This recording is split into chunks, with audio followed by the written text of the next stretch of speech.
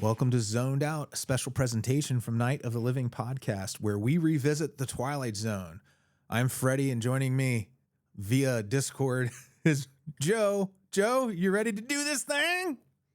Let's do it, Freddy Bevis. Bevis. We're doing Mr. Bevis today. This is we're getting near to the end of the first season of the Twilight Zone. It's wild. We've made it this far, and it feels like it's been like 3 episodes. It's wild. Yeah, it's a massive first season. There's so much, but the themes are so that we revisit some themes over and over again. So it feels like it does feel like one piece of work. And it doesn't feel quite like it's 36 episodes, maybe. I can't remember exactly. 36. Yeah. Well, speaking of pieces of work, today's episode. Do you mean Mr. Bevis, or you mean the way that I totally dropped the ball keeping in touch with Matt? No, I meant Mr. Bevis because Matt, this is something else. Matt was going to join Hoffman. He was going to join us today, and I thought I had everything figured out, but I realized I just left him hanging on a text message. I feel like a real weenie. I'm so sorry, Matt, but he's going to join us for our season finale of the last 2 episodes for the Mighty Casey and whatever that other one is that I can't remember now. That'd be good. Yeah. That'd be good. It's the World of His Own. World of His Own, that's right. So this episode originally aired June 3rd, 1960. First and only episode directed by William Asher, who is best known for directing 102 episodes of I Love Lucy, 131 episodes of Bewitched. Wow. Yeah, and he was married I believe he was married to, what's her name? Elizabeth Montgomery. What I meant to say.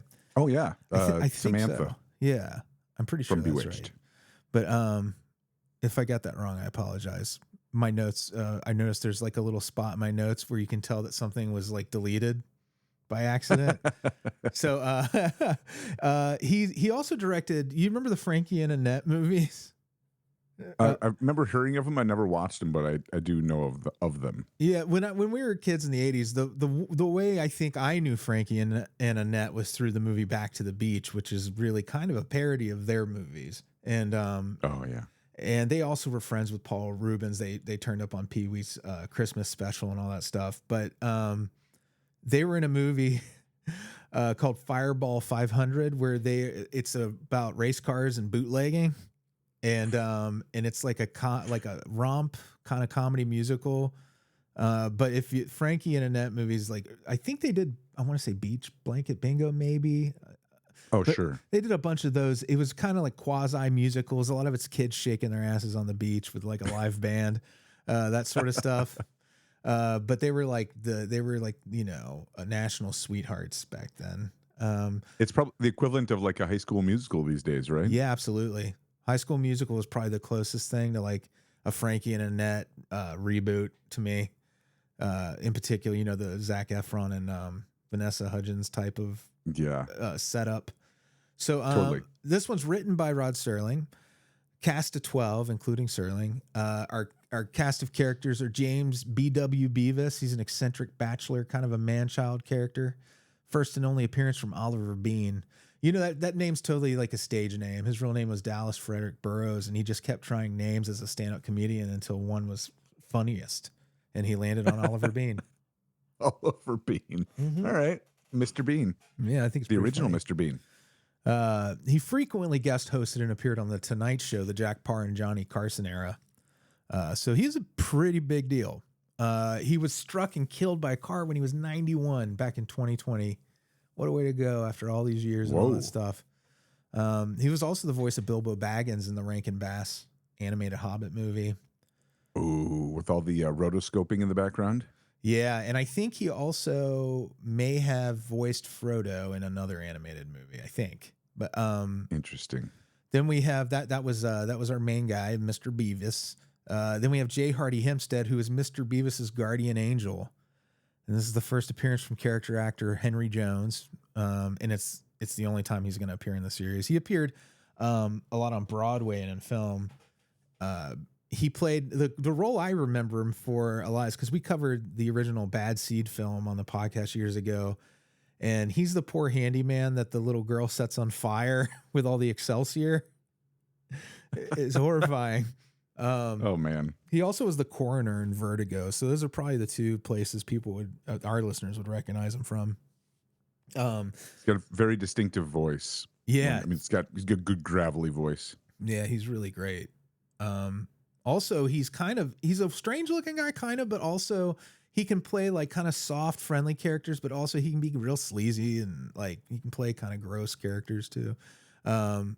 Peckinpah, this is Mr. Beavis's boss. I love that the animators on The Simpsons, you know, the lawyer with the blue hair and the round glasses.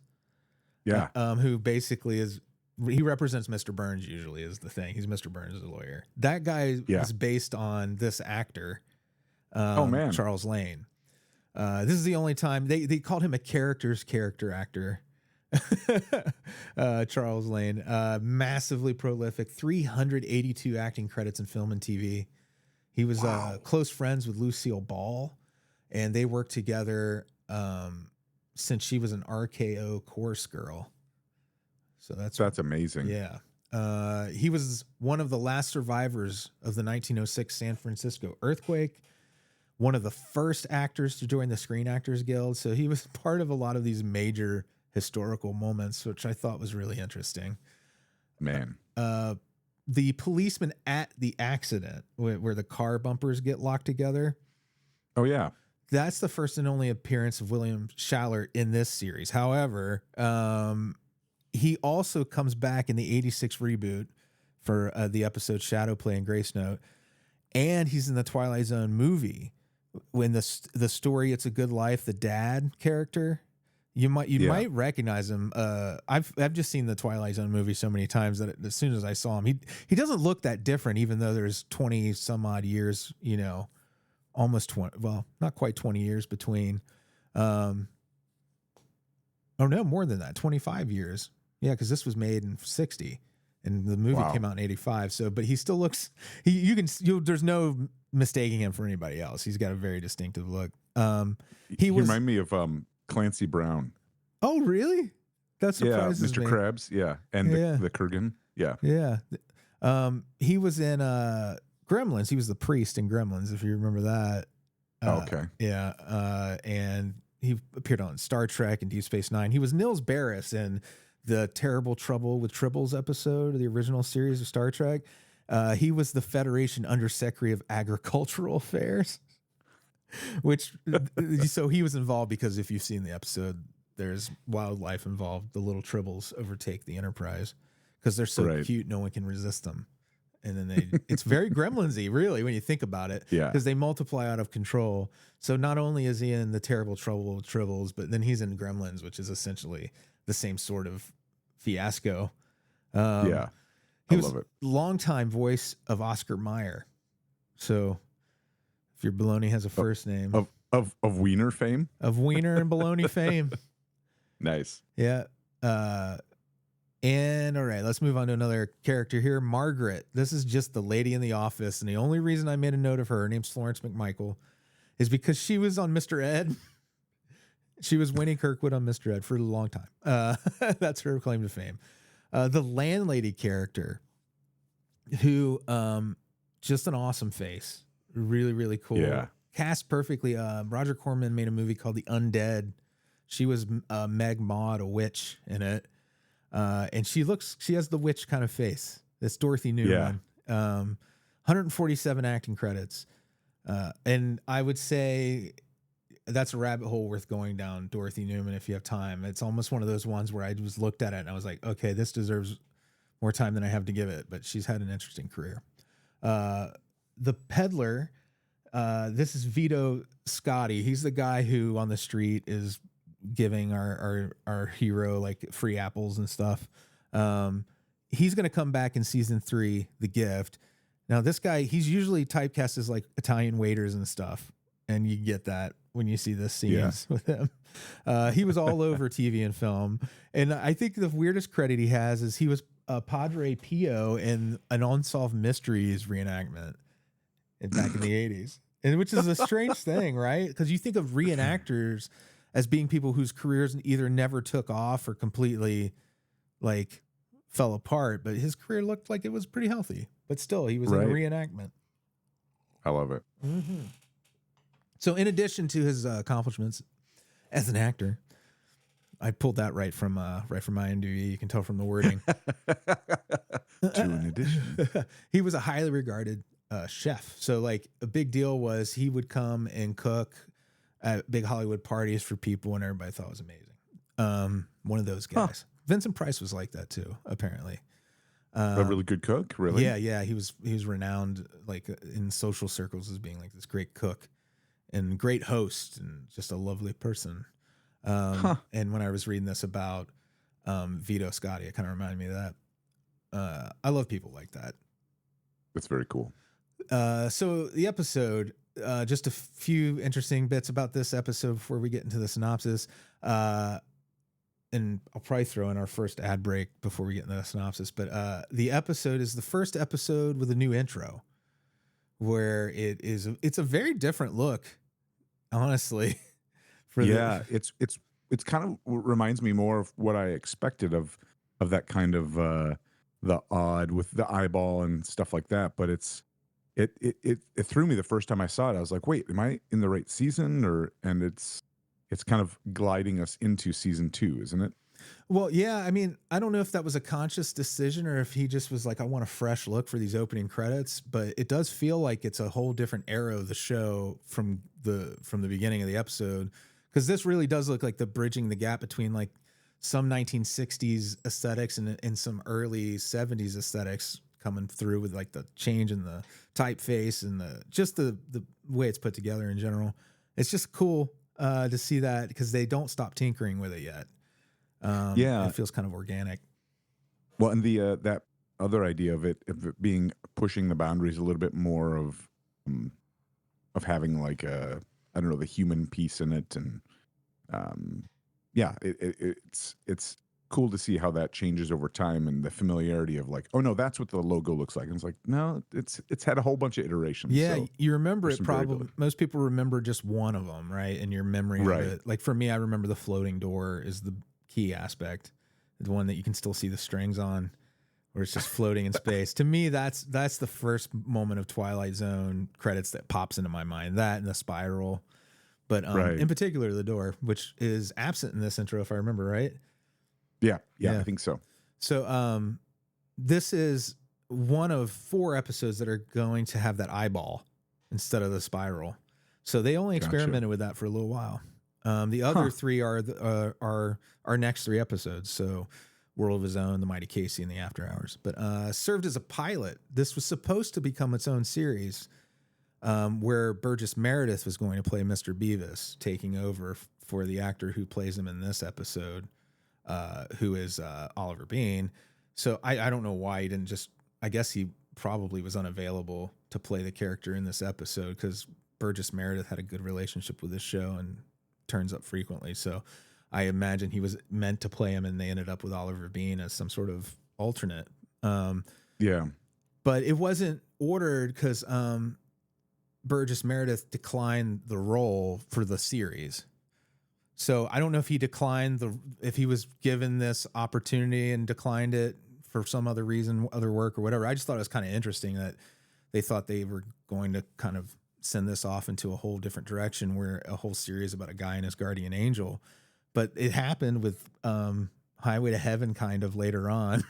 Sure. So it's not. So was this successful in its era? I wonder if, like, when it first came out, were people like, oh, I want to see more of this, you know? Yeah, maybe people might have been starved for something like this on the regular. I don't know.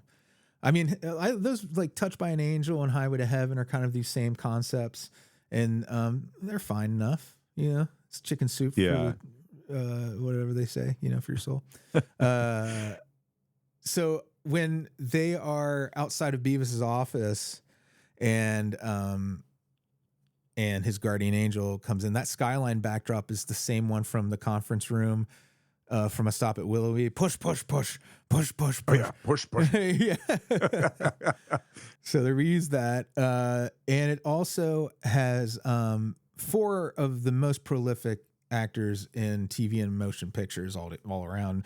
So that's Henry Jones, William Shallert, Charles Lane, and Vito Scotti combined have 1,200 acting credits plus. Wow.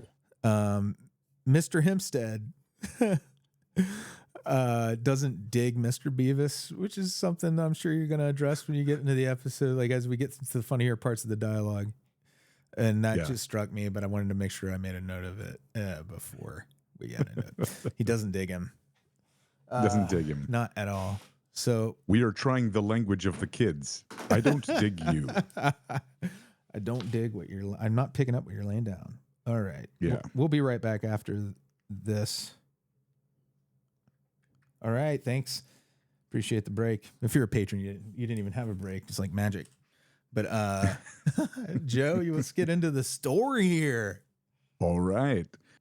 So this starts out and it opens with the excuse me, kids playing in the street, and this threw me right off the bat. There's an organ grinder like on which the phrase organ grinder always throws me when you're in the horror genre. It could be anything these days. Yeah. But this is an old fashioned it's like a little box that you turn the side on it and it plays a tune.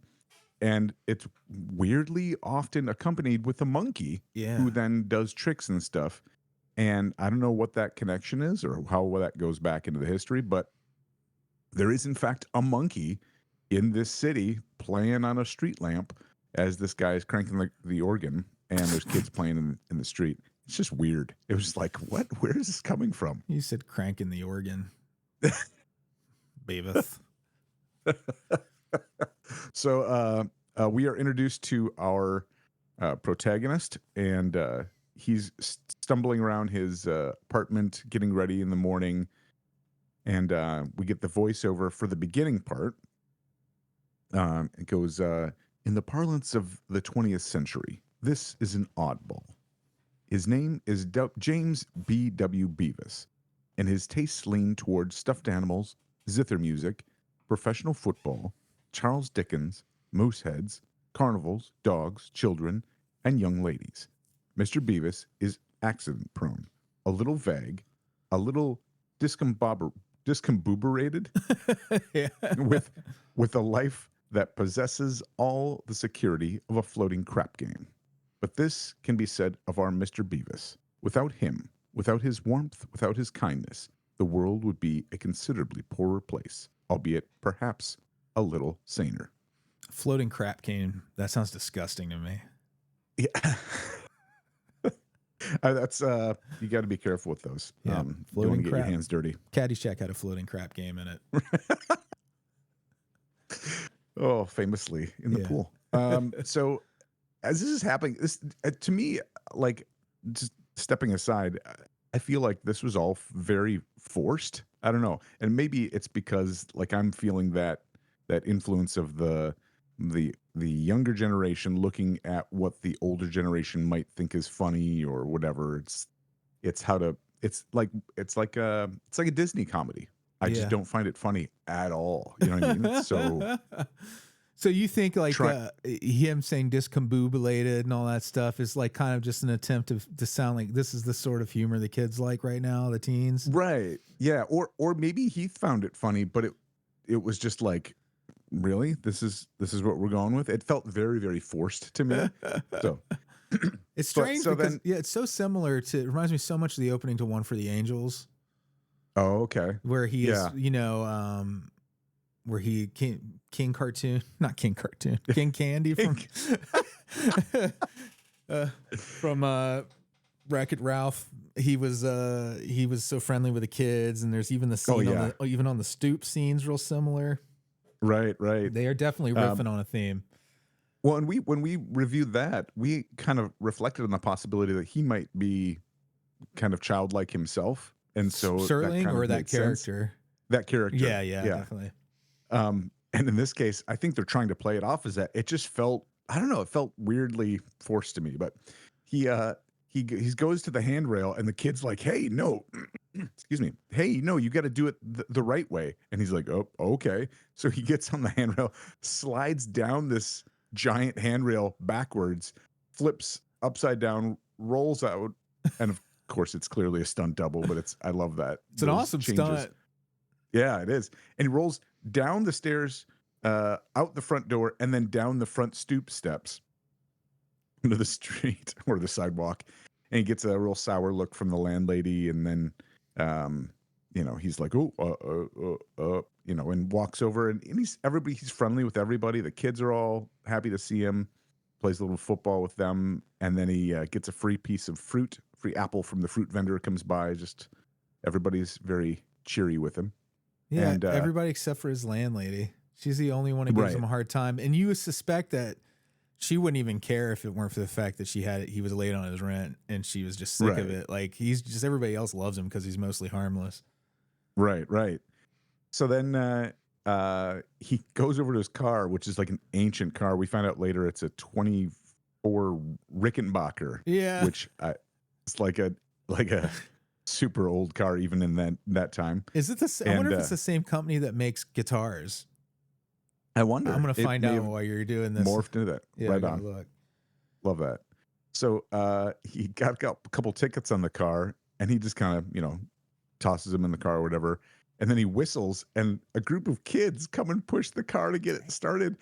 And he has this huge cloud of exhaust that kicks up behind him, and the kids are all like in the middle of all this exhaust. I'm like, you're an awful person. And of course he's just like, oh, that's just how they get this car started, And the kids are all breathing in soot and fumes and stuff. Anyway. All right. Rickenbacker Motor Company produced cars from 21 to 27. It was named after Eddie Rickenbacker. He was a World War I flying ace.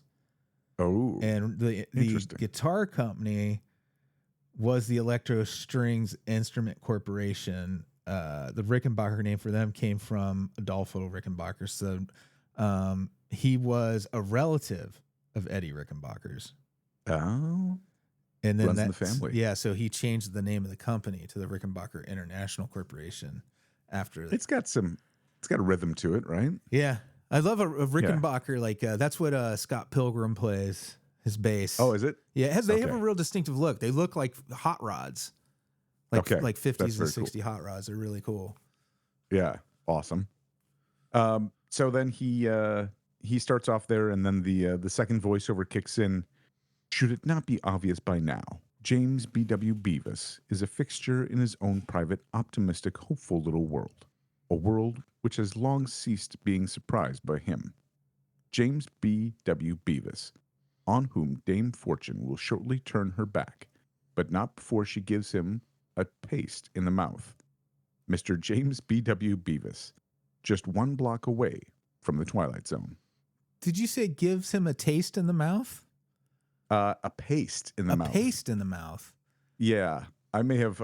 I copied this from where in the Wikipedia where it has the intro listed, and sometimes it's weird, but I don't know. I'll have to take a look at the actual. It's interesting because the expression doesn't ring a bell with me. Paste in the mouth. Paste in the mouth.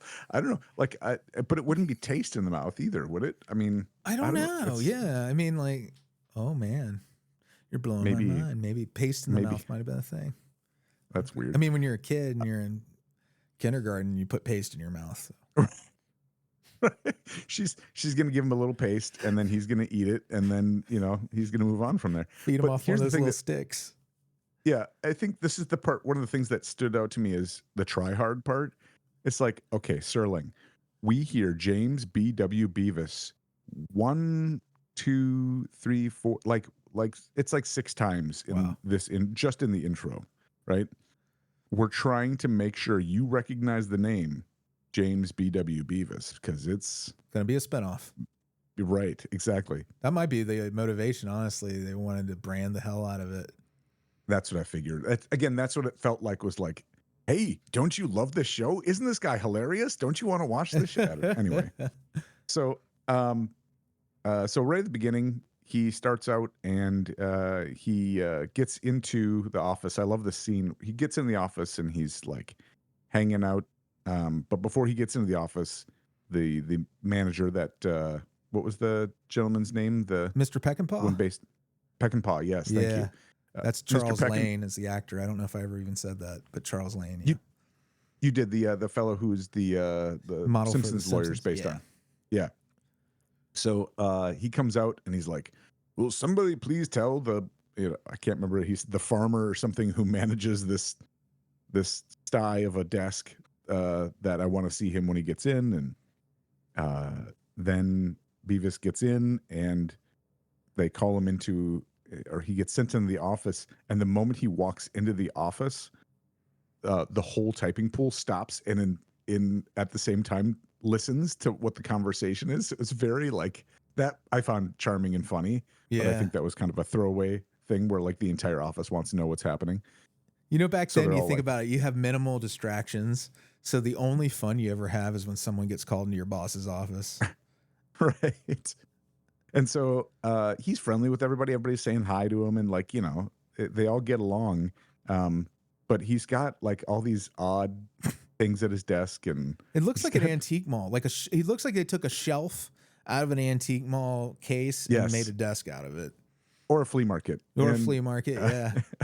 He even talks about how the statue that he got from the fair, which was, I don't know, that statue's a little problematic. It's like looks like an African American figure that's eyes go up and down as like clock ticks, and I was like, I don't think that's something anyone would have or show anymore. Yeah, now it's Anyway. kind of, they're curiosities now more than they Yeah. are something somebody would, unless, you know, they're clueless. Most people wouldn't proudly display in this day and Yeah, age. right. Yeah. Lawn jockeys are kind of a similar thing, you know, Oh, that whole yeah, idea. yeah. And yeah. So yeah, again, antique mall stuff, man. You'll find that at the antique mall. Find Weird. hundreds of those sort of things. So he gets fired. You can hear him scolding him and talking about how he maintains his ledger like an ape or something like that. And playing zither records, and he hired kids to come in and sing Christmas carols, and that was inappropriate and all this stuff. Anyway, he gets chewed out. He gets fired. He's collecting all his stuff from his desk, and one of the other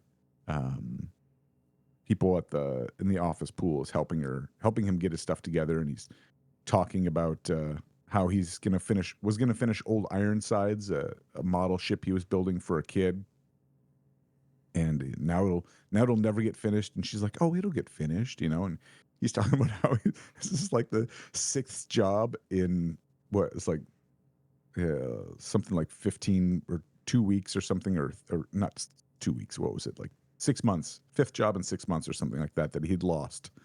And we find out later that it's actually the one of 11 jobs in 18 months or something. It's like some ridiculous number of times he's lost a job. I think we all And, know someone like Mr. Bevis and that we love that person. Yeah. You know what I yeah. mean? You're like, I think everyone's got at least one in their life where they're like, I know that guy who can't Yeah. keep the job. And the only thing is that it's just one of those people that's cut out of a different kind of cloth. Right. And you're constantly trying to force yourself to like just maintain, the acceptable performance that somebody wants out of you. Cause it's so unnatural for you to have to be there. Yeah. Well, and it's this sad part, because you always want, it's kind of like you said, the callback to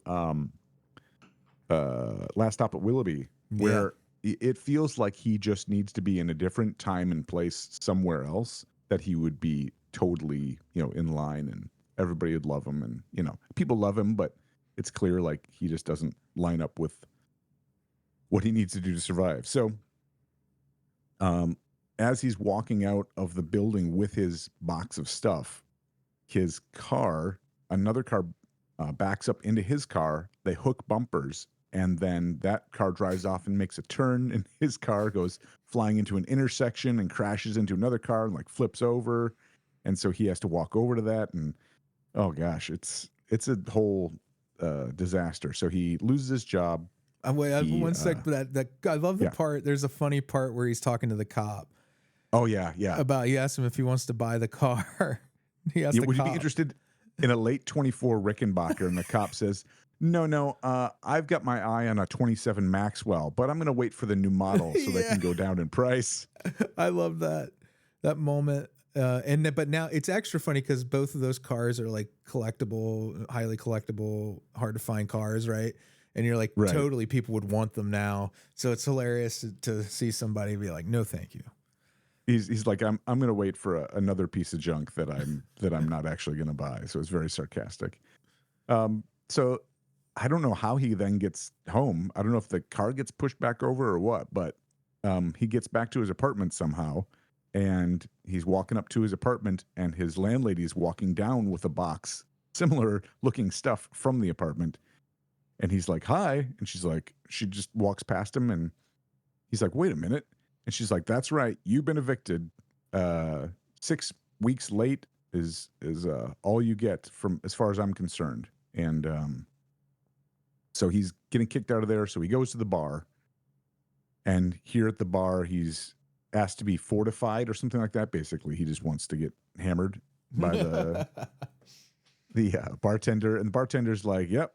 He puts all these 4 drinks or 4 shots in front of him, or 5 shots, something like that. And he's like, "I put everything in there except for atomic energy." Like, okay, Yeah, that guy deserved popular some credit. He was good. The guy only had one line, so I didn't really take much notes on the bartender, but he nailed it. He nailed his little moment completely. And there's another scene later on. He gets where Bevis is at the end of it, where he slaps down $5 on the bar, and the bartender just kind of sticks it in his pocket. Yeah, I was like, oh, that's kind of a interesting little twist there. He's like, I'm stealing from the boss. I wonder if that was like a character seed that they were planting for the show of like, he's a little on the sly. That might be why he was so interesting, even though he had just those 2 small moments. Is that you're probably right? They probably had something in mind for him. Right. Rickenbacker probably, or not Rickenbacker, Peckinpah probably wouldn't have come back. Yeah. But like some of the other characters may have been reoccurring. So anyway, he's sitting at the bar, and he is looking in the mirror, Bevis is, and he can see behind him a guy in a booth kind of wave to him, and he's like, hello. And he offers him a seat at the in the booth, kind of gestures down like, hey, do you want to join me? And Bevis turns around, and there's nobody there in the booth. And he's like, what? He's just confused, and he's doing the whole slurring your words thing. Can you tell me why I see a fella right behind me? And he's like, buddy, there's nobody behind you. So he hears the guy call him over. So he actually goes over to the booth and sits there. And then all of a sudden, the guy appears. And they make it clear later that no one else can see this guy. The bartender looks over it a couple times, and he's talking to nobody, and he's walking out, and he's talking to nobody. But this person, this is the J. Hardy Hempstead character, and he describes he's Henry Jones, and he says, basically, I'm your guardian angel. And so he goes into it and was like, I because of some valiant things that one of your ancestors did, or several of your ancestors did, you've had a guardian angel your entire life. And then he starts talking through all the old versions of Bevis's ancestors that had guardian angels and the brave things they did. And so he's like gesturing to a picture on the wall, and it's just like you've seen for other shows where it's the same actor who playing Bevis, but just in different costumes. It's a favorite trope of mine. Yeah. Every cartoon series has done it pretty much. Yes. And Magellan Bevis is the first one. He's got the whole, looks like Shakespeare or something. And then I think it was Parnell Bevis in the Europe, and in the government somehow in the UK. And then Gunnar Lou Bevis was the first to hit the beach at Nicaragua. And I was like, hit the beach at Nicaragua? I don't know what that conflict was. I don't know that battle. Yeah. Yeah. But he talks about how brave and adventurous all these people were. And then he's like, and then there's you. Yeah.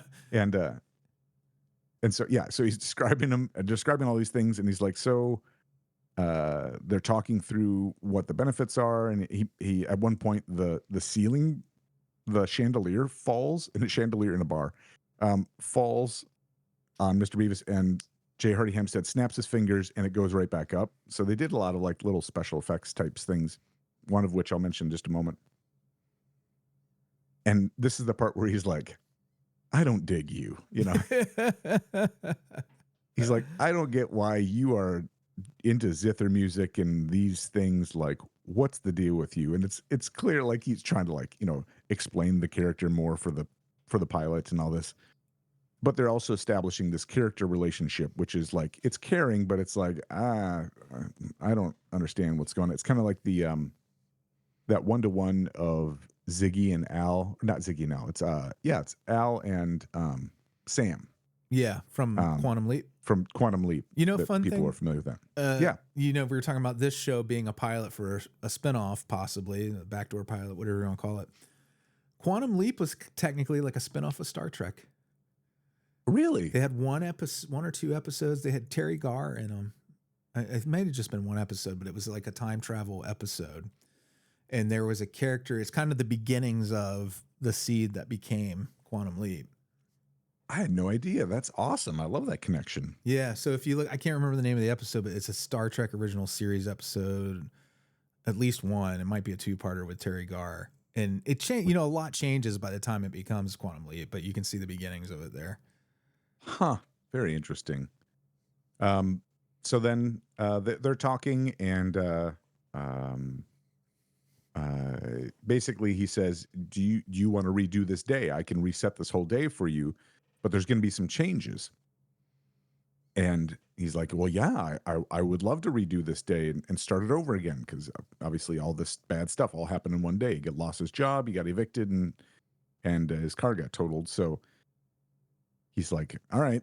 So first things first, he said, there are going to be some changes, though. So he kind of snaps his fingers, and he's like, first off, you look ridiculous. And he puts him into a nice suit. And he's like, well, I look like a coroner, Bevis says. And he's like, well, nonetheless, you look better. So now he's in a suit. And so they're like, we're going to go restart your day.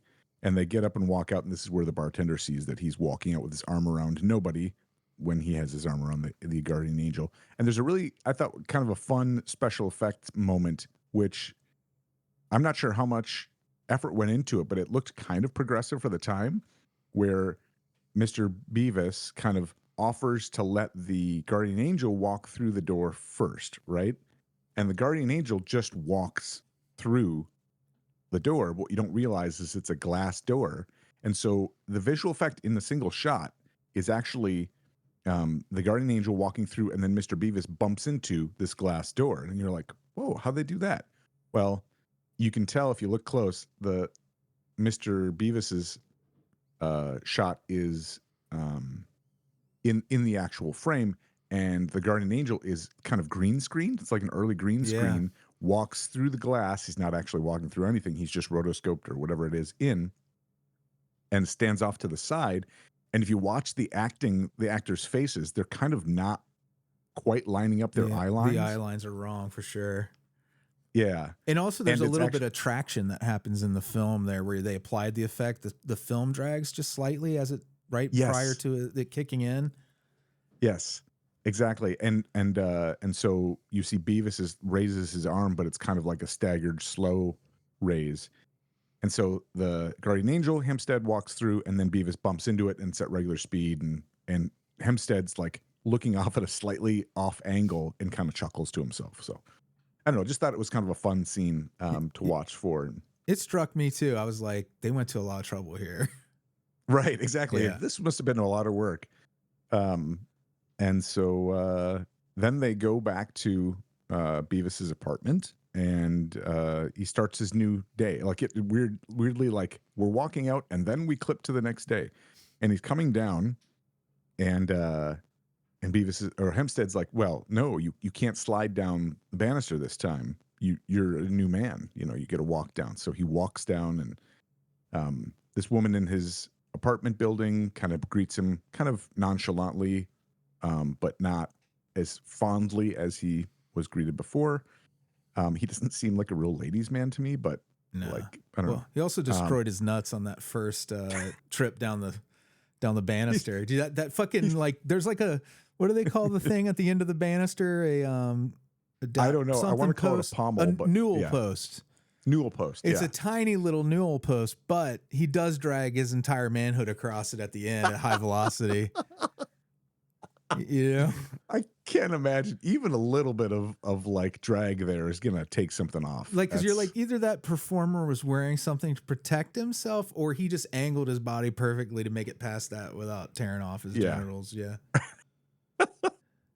So he doesn't slide down this time. He goes outside and he sees the landlady and he's like, "Oh, about the rent." And she's like, "Oh, I'm so glad you were 3 weeks ahead. You're a wonderful tenant." You know, Isn't it funny how and everything flips? The only people that like him are the ones that didn't before.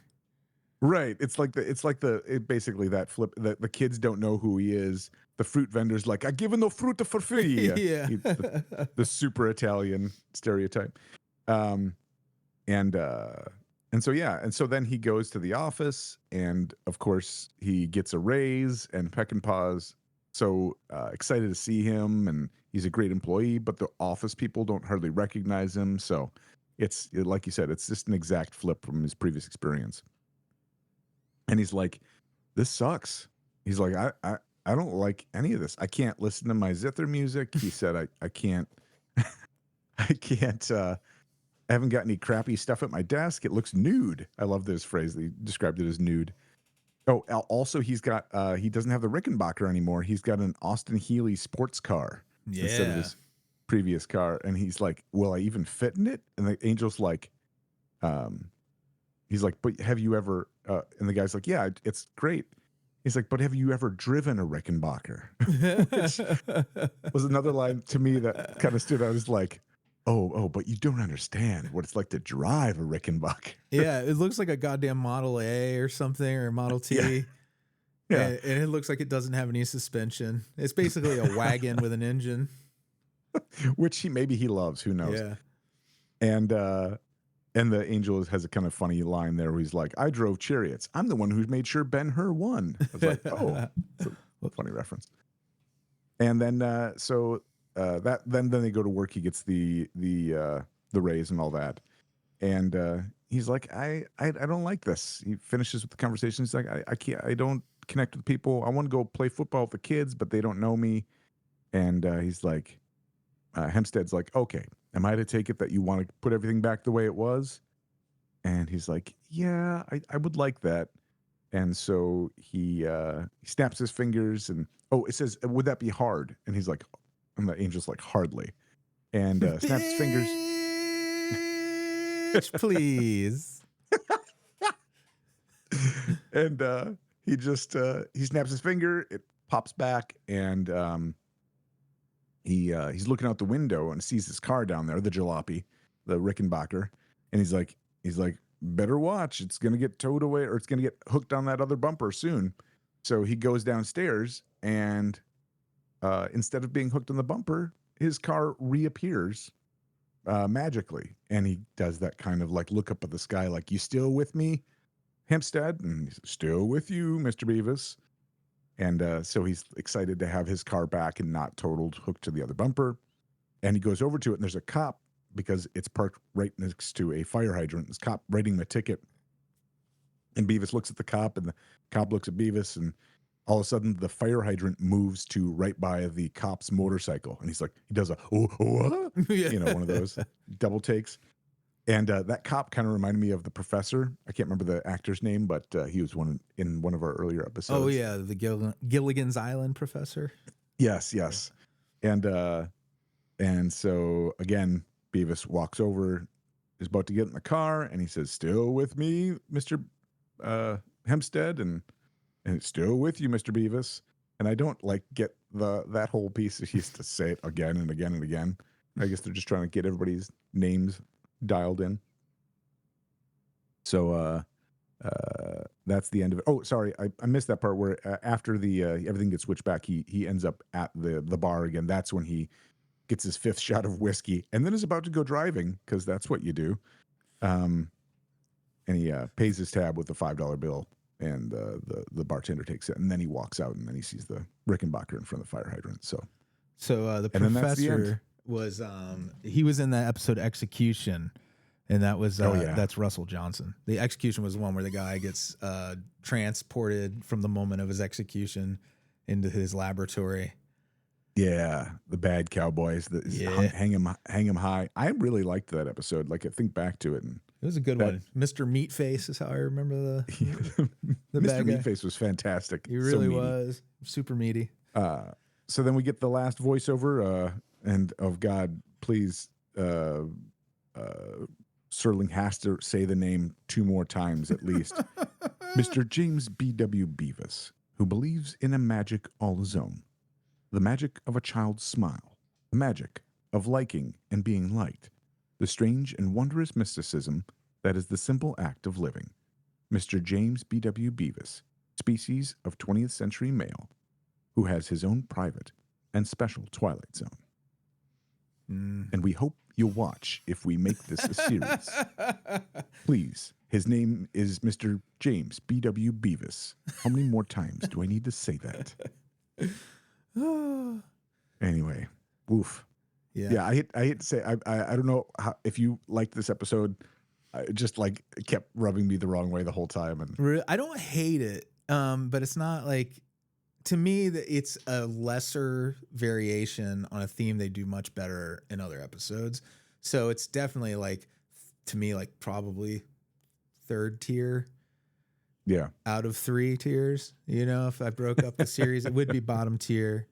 But it's still, there's things about it I like. But yeah, there's some charming bits, but didn't stand out really. Yeah, because I think a lot of it is you don't have a lot at stake, because it's not like you get the feeling he's going to always land on his feet regardless whether he has the help of the guardian angel or not, even though he's being evicted. He kind of strikes you as the kind of person that's just gonna, it's always going to be the next thing. But honestly, I guess that's how it all really turns out in the end, is he kind of refuses all the assistance. Yeah. And we think he's going to be okay. But yeah, it's done so much better in other episodes. Yeah. I think it was interesting. It's an interesting snapshot of a pilot in its time, and pilot TV show that is. And, yeah. So next up is the After Hours. Yeah. Which is one of my favorites personally. I really like this one a lot too. Yeah, it's really good. Well, cool. And again, sorry, we were hoping to have Matt on today, but we'll have him back in a couple of weeks for our last 2 episodes of season 1. Should be exciting. Yeah. Thank you so much, everybody.